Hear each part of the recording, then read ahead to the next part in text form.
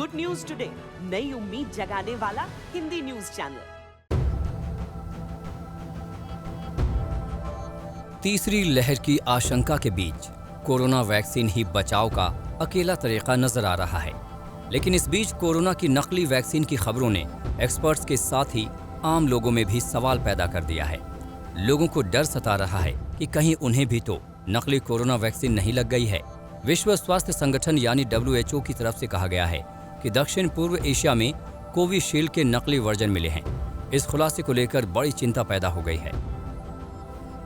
कल ही हमने अलर्ट जारी भी कर दिया था और फैजुल्लागंज और एक दो और ऐसे मोहल्ले हैं जहां पर हमेशा 2-3 साल में ज़्यादा निकलते हैं, तो वहां ऑलरेडी कर दिया। आज 8:30 बजे भी वहां मीटिंग हो चुकी थी। 10:30 बजे से हमारी टीम है फैजुल्लागंज और एक दो और मोहल्ला है, वहां पर जाके ऑलरेडी उनने मैराथन और क्या क्या उसमें जो स्प्रिंग होता है उससे करना शुरू भी कर दिया और घरों में जाके जाँच करना शुरू कर दिया।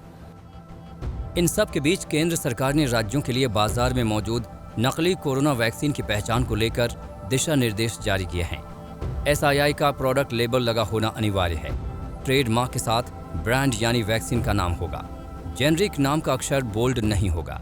लेबल गहरे रंग का होगा और इस पर एल्यूमिनियम की फ्लिप ऑफ सील लगी होगी। CGS नॉट फॉर सेल की मुहर लगी होगी। फिलहाल भारत में कोविशील्ड को वैक्सीन और स्पुतनिक V लगाई जा रही हैं। इनमें से अभी तक केवल विदेशों में ही कोविशील्ड की नकली वैक्सीन के मामले सामने आए हैं। दरअसल वैक्सीन के डिप्लॉयमेंट के प्रोसेस में बहुत सारे स्टेप्स इन्वॉल्व होते हैं। पब्लिक सप्लाई चेन से लेकर उसकी ट्रांसपोर्टेशन, स्टोरेज और फिर उनके लगाए जाने पर प्रोसेस पर चेक रखना बेहद जरूरी होगा।